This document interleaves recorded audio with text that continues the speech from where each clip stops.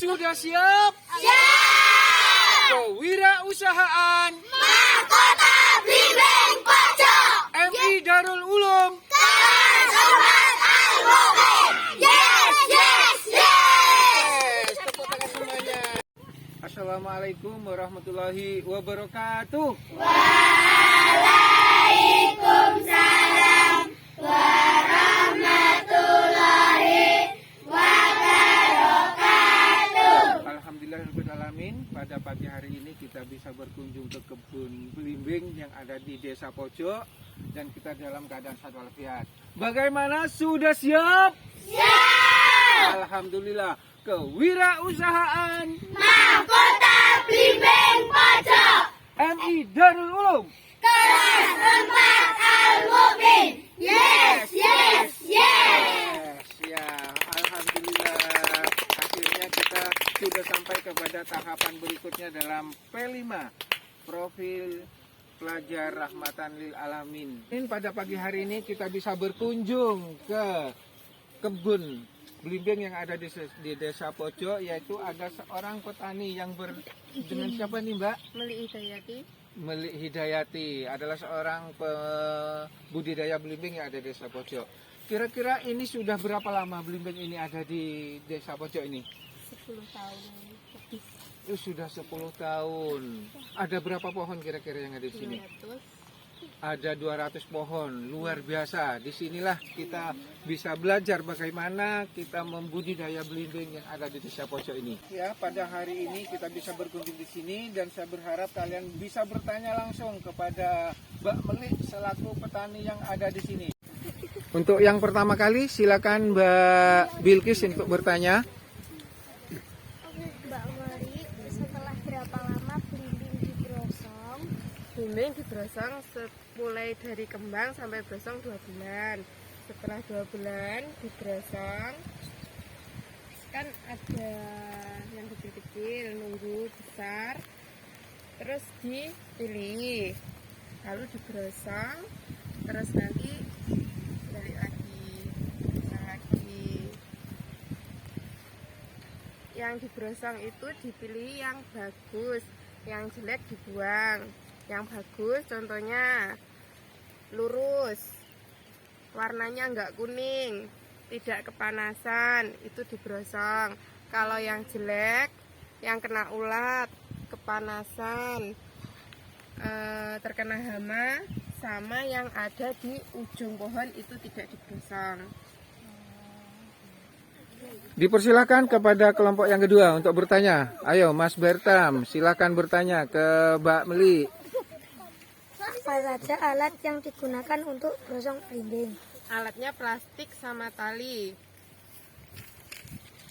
Plastiknya itu harus dipotong bagian ujung agar air tidak ada di dalam plastik. Talinya bisa pakai mendong, tali pring. Itu.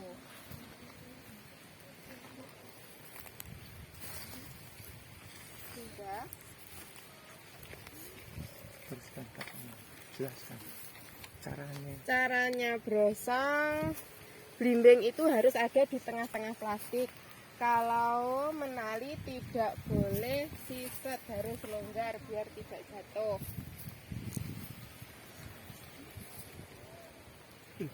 Untuk berikutnya kepada Mbak Siva, mungkin yang mau bertanya kepada Mbak Melik, silakan. Untuk apa belimbing dibrosong? Belimbing dibrosong agar tidak terkena menyeng, agar belimbing bisa besar. Jika matang, tidak dimakan codot atau burung.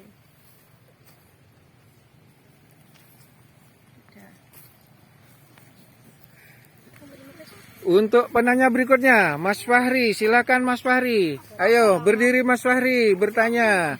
Ya silakan. Berapa lama belimbing dibrosong sampai panen? Belimbing dibrosong sampai panen 40 hari. Tapi tergantung belimbingnya. Jika belimbingnya sudah bisa dipanen, biasanya 1 bulan sudah bisa dipanen. Terus kalau memanen belimbing itu biasanya tergantung pembeli. Kadang peminatnya milih warnanya yang hijau atau yang matang. Kalau yang matang biasanya warnanya kuning, kalau yang matang itu oranye. Tergantung pengiriman pembeli. Bagaimana? Sudah dicatat semuanya? Sudah? Ya. Itu tadi penjelasannya dari Mbak Meli ya. Nah, itu tadi penjelasannya. Sekarang dilanjutkan pada pertanyaan berikutnya. Mbak Anissa, monggo Mbak Anissa yang cantik. Dalam Nah, satu hari dapat berapa pohon belimbing yang digosong? Tergantung, maksudnya tergantung gembel apa tidaknya belimbing, tergantung posisinya pohon. Nek posisinya ndak sulit itu sehari bisa 5 pohon. Tapi kalau itu tidak gembel loh ya. Nek gembel posisinya sulit itu sehari kadang 2 pohon. alhamdulillah kalian sudah bisa mendengarkan penjelasan dari pertanyaan-pertanyaan yang sudah diberikan. Untuk berikutnya yaitu nanti kita praktek langsung bagaimana memilih belimbing yang bagus untuk dibrosong. Sebelumnya persilakan kepada setiap kelompok untuk mencocokkan jawabannya. Setiap kelompok jawabannya harus sama karena nanti akan dilaporkan. Ini adalah proses untuk melengkapi jawaban-jawaban yang dijelaskan oleh Mbak Meli tadi. Mereka saling melengkapi untuk melengkapi jawaban-jawaban yang kurang jelas tadi yang didapatkan dari Mbak Meli. Ya. Mereka saling melengkapi satu bersama lain karena tadi ada yang tulisannya cepat, ada yang enggak, sehingga perlu melengkapi. Ya, semuanya saling kerjasama, saling mengungkapkan pendapatnya tadi tentang penjelasan Mbak Meli tadi. Ya, semuanya bekerja sama untuk melengkapi jawaban-jawaban yang sudah dijelaskan tadi. Jelas lek mati berene.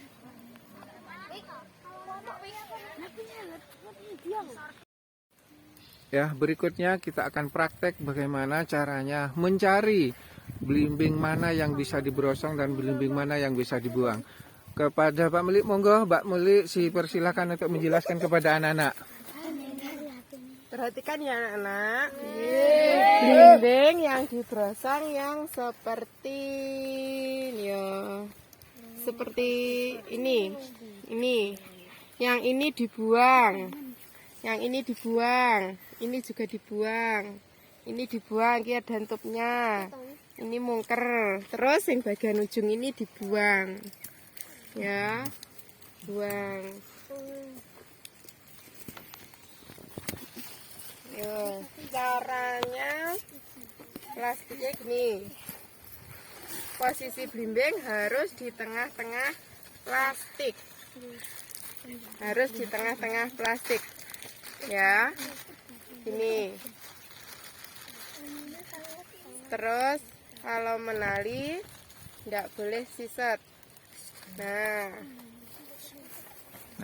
Perhatikan anak-anak ya. Tadi sudah dijelaskan sama Mbak Meli. Silakan satu lagi Mbak Meli untuk dijelaskan pada anak. Ya. Ini yang dibrosong. Harus di tengah-tengah ya. Tidak boleh di pinggir, di tengah.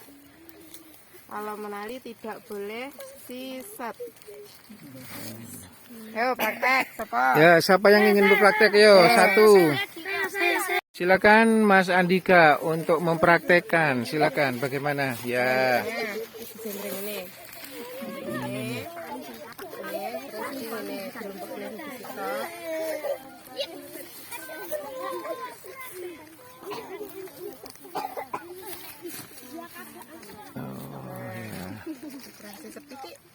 Nah, Mbak Arina untuk mempraktekkan bagaimana membrosongnya.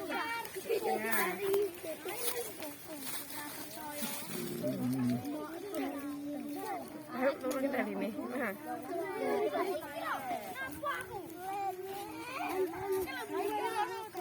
Tali iki sama tusuk ini.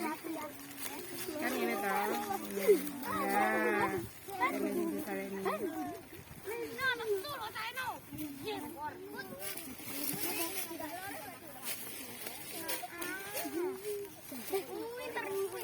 Ya, bagus. Bisa praktek langsung. Ya, Mas Abi. Ini loh, ini.